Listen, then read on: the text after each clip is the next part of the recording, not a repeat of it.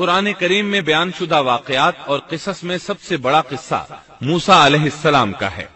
آپ اللہ کے اولو العزم رسول تھے۔ آپ کا قصہ قرآن کریم کی 73 سورتوں میں جا بجا پھیلا ہوا ہے۔ 73 سورتوں میں پھیلے ہوئے قصے کو یکجا کرنا آسان کام نہیں۔ ایسے واقعات کی جزیات کو قرآن و حدیث کی چھلنی میں سے گزارنا انتہائی ضروری ہے۔ تو آئیے سنتے ہیں قصہ سیدنا موسیٰ علیہ السلام کا۔ اللہ تعالی سورۃ القصص آیت 1 تا 3 میں فرماتے ہیں، شروع اللہ کے نام سے جو بڑا مہربان نہایت رحم والا ہے۔ تا سین میم، یہ روشن کتاب کی آیات ہیں۔ ہم آپ کے سامنے موسیٰ اور فرعون کا صحیح واقعہ بیان فرماتے ہیں ان لوگوں کے لیے جو ایمان رکھتے ہیں۔ ان آیات میں اہل ایمان کے لیے نصیحت اور یاد دہانی ہے، جبکہ انہی آیات میں فاسق، نافرمان اور کجرا لوگوں کے لیے ڈراوا اور وعید ہے۔ فرعون یعنی ولید بن مصعب بہت جابر اور ظالم شخص تھا۔ ظلم و جبر کی ان آخری حدوں کو پہنچ گیا تھا جن تک شاید انسانوں میں سے کوئی بھی نہ پہنچا ہوگا، یہاں تک کہ اس نے رب ہونے کا دعویٰ کر دیا۔ وہ اللہ تعالیٰ کا انکار کرتے ہوئے کہا کرتا تھا۔ فرعون کہنے لگا، اے درباریوں، میں تو اپنے سوا کسی کو تمہارا معبود نہیں جانتا۔ کہنے لگا، تم سب کا رب میں ہی ہوں۔ اس نے الوہیت اور ربوبیت دونوں میں اللہ تعالی سے جھگڑا کیا۔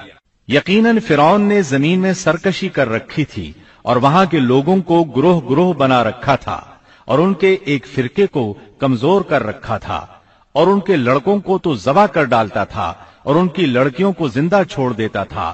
بلا شک و شبہ وہ تھا ہی فساد کرنے والوں میں سے۔ اس نے لوگوں کے گروہ اور جماعتیں بنا رکھی تھیں۔ فرعون کے زمانے میں بنی اسرائیل سب سے حقیر اور کم درجہ قوم تھی۔ فرعون نے انہیں حد درجے ذلیل اور بے عزت بنا رکھا تھا۔ سبھی کو معاشرے میں نچلے طبقے میں شمار کیا جاتا تھا، جبکہ مصر میں یہی لوگ شاہانہ زندگی گزارا کرتے تھے۔ فرعون نے اعلان کرا رکھا تھا کہ بنی اسرائیل سب کے سب غلام ہیں۔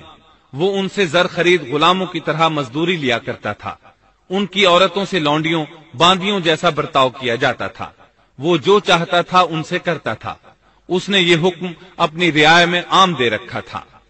مصر کے باشندے اعلیٰ درجے کے لوگ سمجھے جاتے تھے، وہ قبطی کہلاتے تھے۔ فرعون نے بنی اسرائیل کو غلام اور محکوم بنا رکھا تھا اور اس نے ان میں سے ایک فرقے کو کمزور کر رکھا تھا۔ بنی اسرائیل اس ذلت سے نجات پانے کا انتظار کر رہے تھے، اور اس کی وجہ یہ تھی کہ انہیں ایک بشارت ملی ہوئی تھی۔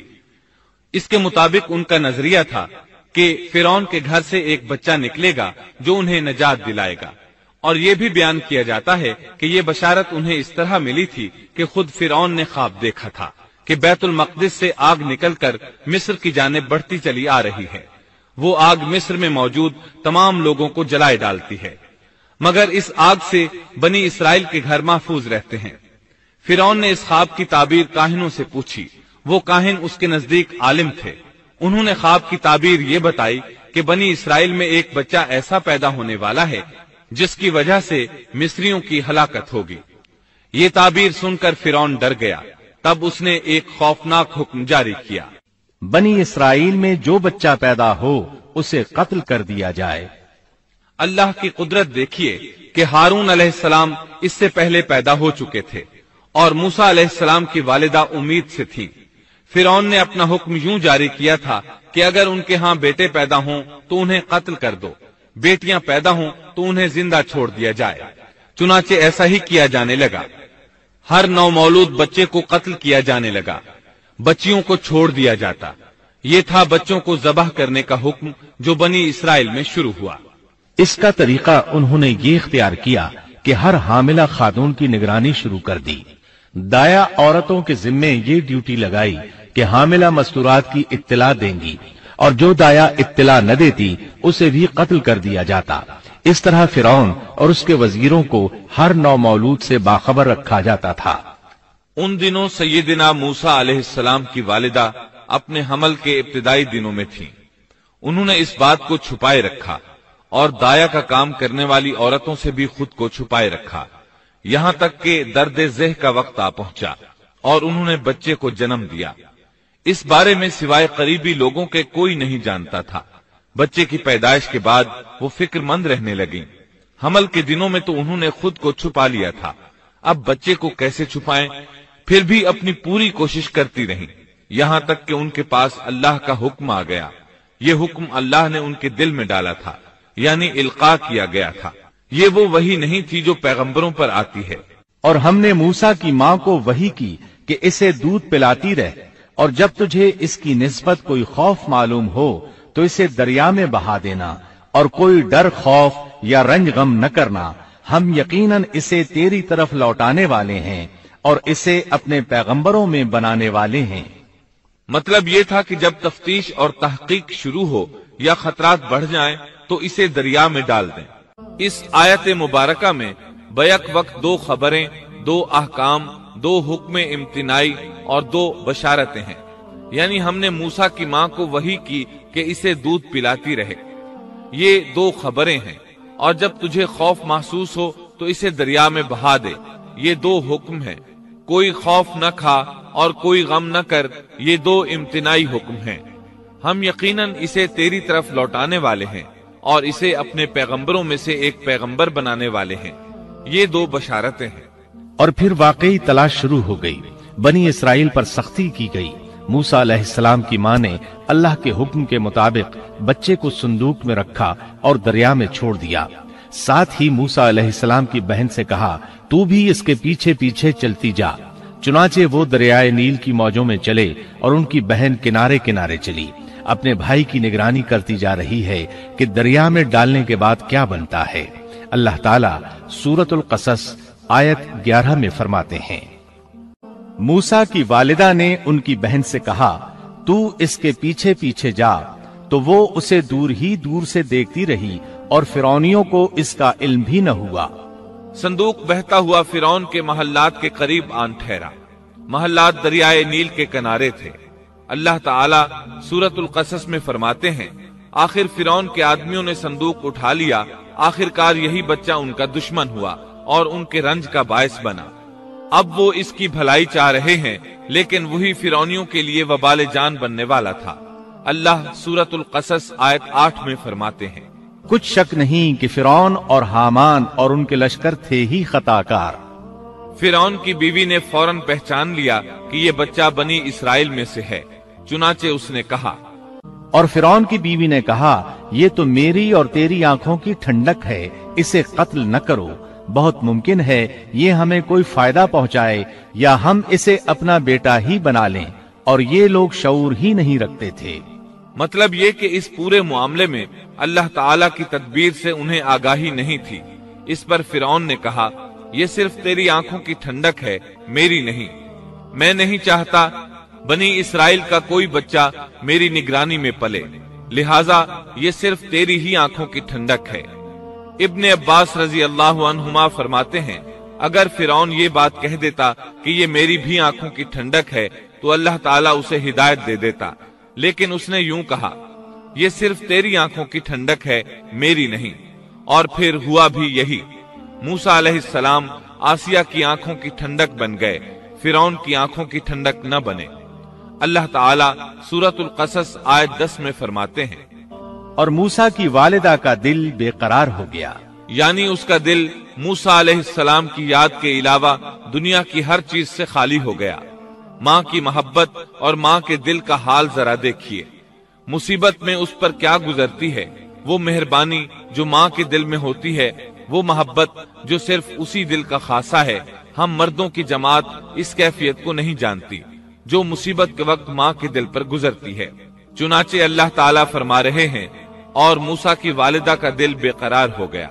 यानी मूसा अलैहिस्सलाम की मोहब्बत के सिवा उस दिल में और कुछ न रहा। हर वो चीज जो उसे दुनिया में प्यारी थी, मूसा की मोहब्बत पर गालिब ना आ सकी। बस दिल में मूसा ही मूसा थे। अल्लाह ताला सूरतुल कसस आयत 10 में फरमाते हैं, करीब थी कि इस वाक़े को बिल्कुल जाहिर कर देती अगर हम उनके दिल को ढारस न दे देते। ये इसलिए कि वो यकीन करने वालों में रहे। अब देखिए अल्लाह ताला के काम। उनके नूरे चश्म को किस तरह उनकी तरफ वापस लौटाया। बच्चा जब महल में पहुंचा तो उसने दूध के लिए रोना शुरू कर दिया। اس کے پاس دودھ پلانے والیاں لائی گئیں، لیکن بچے نے کسی عورت کا دودھ نہ پیا۔ آخر وہ بچے کو اٹھا کر باہر لائے۔ اللہ آیت 12 میں فرماتے ہیں، اور ان کے پہنچنے سے پہلے ہم نے موسیٰ پر دائیوں کا دودھ حرام کر دیا تھا۔ جو عورت بھی آپ کو دودھ پلانے کی کوشش کرتی ناکام ہو جاتی۔ اب ظاہر ہے یہ رکاوٹ تو اللہ تعالی کی طرف سے تھی، کوئی دودھ پلانے میں کامیاب ہو بھی کیسے سکتی تھی۔ ادھر موسیٰ علیہ السلام کی بہن دور کھڑی یہ سب دیکھ رہی تھی۔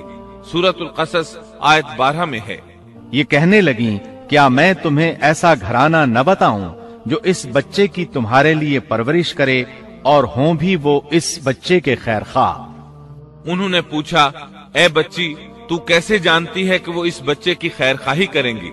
بچی نے جواب دیا، اس لیے کہ وہ ایک غریب گھرانہ ہے۔ جب انہیں معلوم ہوگا کہ یہ بچہ فرعون کے گھر سے آیا ہے تو انہیں انعام و اکرام ملنے کی امید رہے گی۔ اس گھر میں ایک نیک سیرت خاتون ہے، وہ اس بچے کو بخوشی دودھ پلانا قبول کرے گی۔